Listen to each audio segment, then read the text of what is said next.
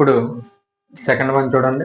Day 2లో మనకి ఇది 7th చూడండి ఏం చెప్పారు, ఫండమెంటల్ థెరమ్ ఆఫ్ అర్థమెటిక్ అనమాట. ఏంటిది ఫండమెంటల్ థెరమ్ ఆఫ్ అర్థమెటిక్. ఏంటి ఫండమెంటల్ థెరమ్ ఆఫ్ అర్థమెటిక్ అంటే చూడండి, ఎవ్రీ కాంపోజిటివ్ నెంబర్ అంటే చూడండి, మనం ఏ కాంపోజిటివ్ నెంబర్ తీసుకున్నా, ఎగ్జాంపుల్ కి చూడండి, మనం ఇక్కడ ఎగ్జాంపుల్ కి 9 అనే దాన్ని కాంపోజిటివ్ నెంబర్ కింద తీసుకున్నాం.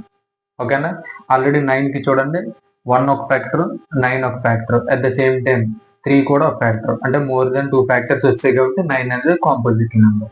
చూడండి ఇక్కడ every composite number can be written as a product of primes అంట. అంటే మనం ఏ కాంపోజిటివ్ నెంబర్ తీసుకున్నా దాన్ని ప్రొడక్ట్ ఆఫ్ ప్రైమ్ నెంబర్స్ లో రాయగలము అని చెప్పేది ఫండమెంటల్ థియరం. ఎగ్జాంపుల్ చూడండి, మనం దీన్ని 3 3s 9 అంటే 9 అనే కాంపోజిటివ్ నెంబర్ ని ప్రొడక్ట్ ఆఫ్ ప్రైమ్ నెంబర్స్ కింద రాసిన చూడండి. ఇలా రాయడాన్ని మనం ఏమంటాము అంటే ఫండమెంటల్ థియరం ఆఫ్ అర్థమెటిక్ అంటాం. అంటే థియరం చెప్పేది అది.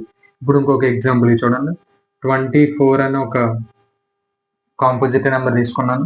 చూడండి ప్రైమ్ ఫ్యాక్టరైజేషన్ లో రాస్తే 2 టేబుల్ తీసుకుంటున్నాను. 2 12s 24, మళ్ళీ 2 6 12, 2 3s 6 అంటే చూడండి ఇప్పుడు 24 ని ఏమని రాయొచ్చు చూడండి, 2 into 2 into 2 into 3 అంటే ఏం రాసాం చూడండి, ఇక్కడ ప్రొడక్ట్ ఆఫ్ ప్రైమ్ నెంబర్స్ కింద రాసాం. ఇక్కడ 2 అనేది మీకు ఆల్రెడీ తెలుసు, దీన్ని ఏమంటాం ఈవెన్ ప్రైమ్ నెంబర్ అంటాం. ఓకేనా, ఆల్రెడీ చూడండి ఇది 2 అనేది ఒక ప్రైమ్, 3 అనేది ఒక ప్రైమ్, అంటే ఏం చేస్తాం ప్రొడక్ట్ ఆఫ్ 2 ప్రైమ్స్ కింద రాస్తాం.